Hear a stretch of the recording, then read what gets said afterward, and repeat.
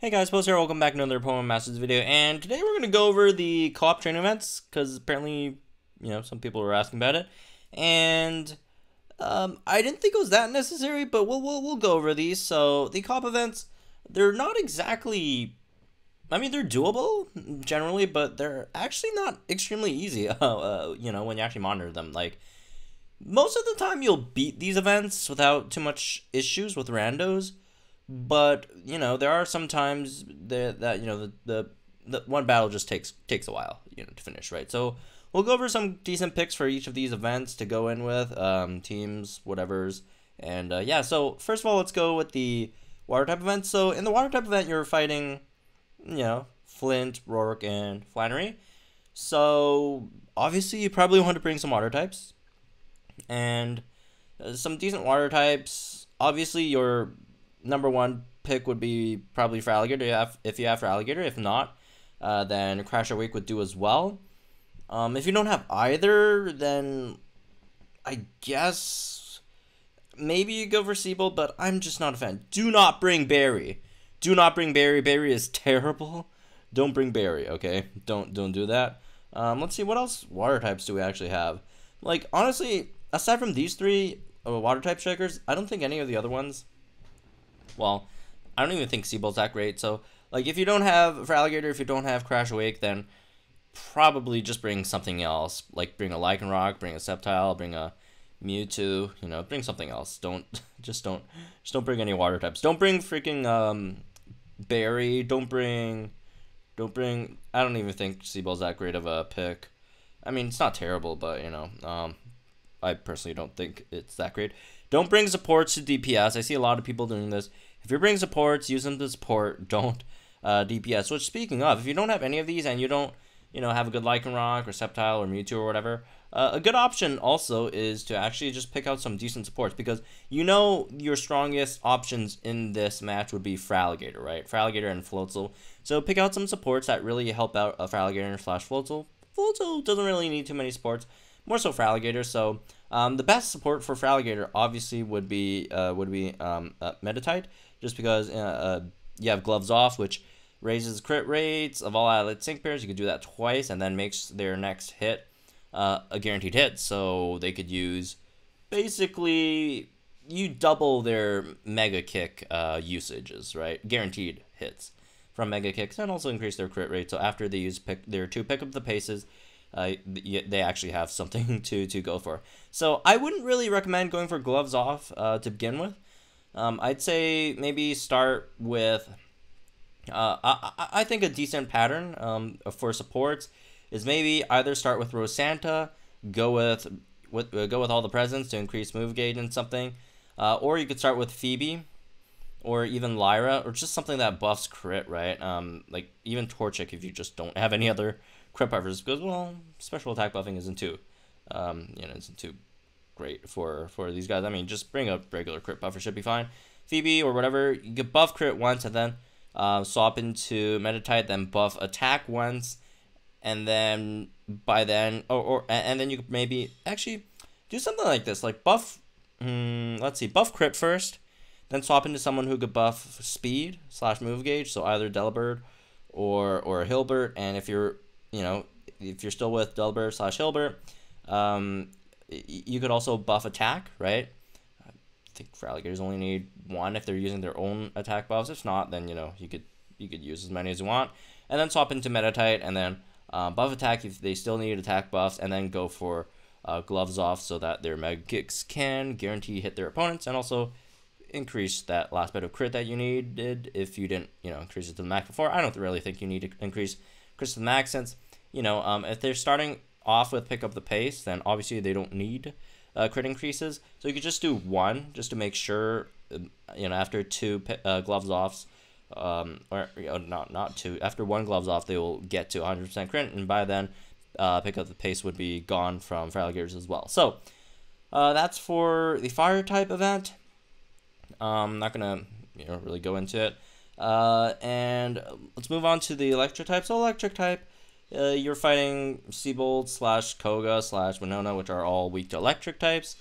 Electric types, you are a bit more limited in your selections, right? There really aren't that many, electric strikers in the game. You have like basically three, right? You got Alyssa, you got Hau, and then you got Pikachu, which do not bring. Don't bring Pikachu. I don't care if your Pikachu is like 5 dupes or whatever, which it probably isn't. Just don't bring Pikachu, please. Don't bring Pikachu. As for like any other electric type units, I think it's just better just to bring, again, standard strikers instead. Again, Lycanroc. Wait, who are we fighting again? Water, right? Lycanroc. Wait, what's Lycanroc weak to? Is Lycanroc weak to I think isn't Lycanroc weak to water or something? Oh no. Lycanroc's grass. Okay, we'll bring Lycanroc then. Lycanroc, Sceptile, Mewtwo, all the standard, really good single target strikers. Just bring them. They should be fine. But again, if you want supports, you probably would want to help out Alyssa, right? For the most part. I mean, again, like if you have Hau, you could use Hau, but like if you just want to buff, if you just want some, if Hau's the only striker you could bring, and then you could bring some supports afterwards, I guess that's a decent idea as well. Just bring some supports that could help it. How about Alyssa, I guess? Healing, maybe, if you want that. Just all the regular stuff that Alyssa can't buff herself. Mainly crits, since after she uses her 2 electrifyings, then, that's kind of gone. And also maybe speed. But anyways, everyone has a freedom to play Hau. Just, again, I'm not a huge fan of using Hau on the stage, but I don't know. Hau's not terrible here, actually. Well, let me not trash Hau for once. Just go for Hau. Alright, Hau and some supports. Moving on to the third one, grass type training events. This one's pretty straightforward. Again, with the strikers, grass type strikers, Sceptile and Roserade. Ramos, I personally don't think is terrible here. Of course, if you've got better units, you should probably use them instead. But, if you've got Sceptile or Roserade, go with that. I see people bringing Lyra to DPS. Don't do that. I mean, if you're bringing Lyra to support, that's fine. Don't bring Lyra to DPS. Don't bring Superior to DPS. They do not do damage. Thank you. Please don't do that. Okay. As for supports, I guess a move gauge buffer would be really nice. Move gauge / speed, especially for Sceptile, right? Sceptile eats up a lot of move gauges, right? With Leaf Storm and then no turning back, and also someone that could buff special attack would help as well, since Leaf Storm does have that, special attack decrease every time you use it. As for anything else, you don't really need much in terms of supports. Again, just something like Rosanta, Rosa, whatever, right? Don't bring Lyra. I guess you could raise special attack by like 2 and like speed by 2, but nah, I think there are better supports than Lyra over here. So again, grass is pretty simple. I actually find grass a bit difficult in comparison to a lot of the other ones. So moving on to ice type. Ice type, you basically only got 1 striker, and it's enough, honestly. And when looking at all of these, I personally feel ice type is kind of the easiest when you're doing it with randos, because everyone has Price. So just bring in Price, and Price will do his thing, right? Bring in Price. Everyone's using Price. No one's using anything else.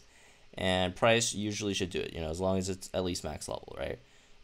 If you have it at 4 stars, that's even better, but 3 stars, level 110, you should be fine. Maybe even 100, you would be fine as well. So not too much to talk about on ice, and again, I would probably recommend farming ice if you don't have any of the other ones. Ice is just slightly more consistent. Everyone's bringing the same thing. You very rarely would see anyone bring something else other than Price. And if you have Lapras, if you have Glalie, if you have anything else, that's also good. No, I'm kidding. Don't bring them. Just bring Price. Don't bring Lapras. Don't bring Glalie. Okay, stop trolling with the really bad ice types. Just bring Price. Okay, you got Price. Bring Price. All right, moving on. Last one. So, last one's rock type. Rock type, I personally haven't had too much success, like in comparison to the others. I mean, I still win them, but they just take slightly longer. Blaine kind of destroys, not just Blaine, the opponent kind of destroys Lycanrocs, honestly, just because they do so much damage on the stage, and also, hard as diamonds, lower special defense as well, which doesn't help. But yeah, Lycanroc should be fine. Lycanroc, you know, before it dies. Well, and after that, none of the other rock types are really good. I guess you could bring Tyranitar, but I just suggest bringing something like a Mewtwo, Sceptile, or whatever afterwards. And of course, you could bring supports as well, but you know, you really don't need too many supports. Maybe like something, maybe an HP support potion or something, just to keep Lycanrocs alive on your side, or maybe a rare case where you could bring Glalie, you know, redirect some aggro or whatever. Although again, I'd probably just bring a DPS over that. But you know, if you don't have Mewtwo, don't have Sceptile, don't have any of the better single target, like even Hilda, Alyssa, that should be fine as well, right? Just bring some single target strikers, and you should be good here. So, anyways, conclusion. Ice is probably the most consistent one. Not sure if it's the most easiest one, just because, again, you know, in rando comps, everyone just has price. Everyone's bringing a price.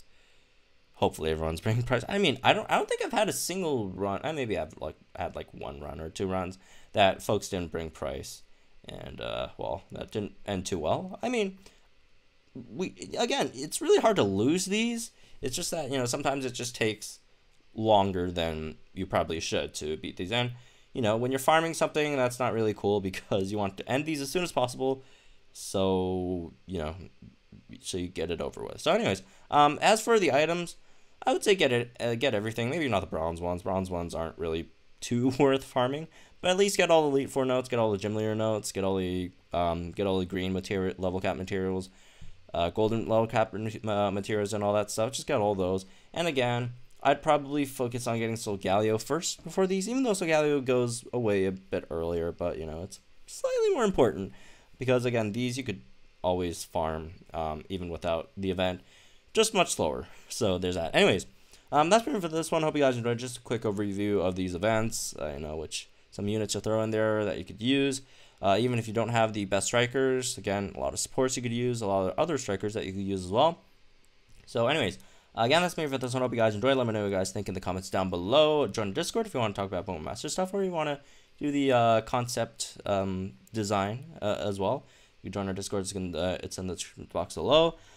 And yeah, I'll see you guys in the next one.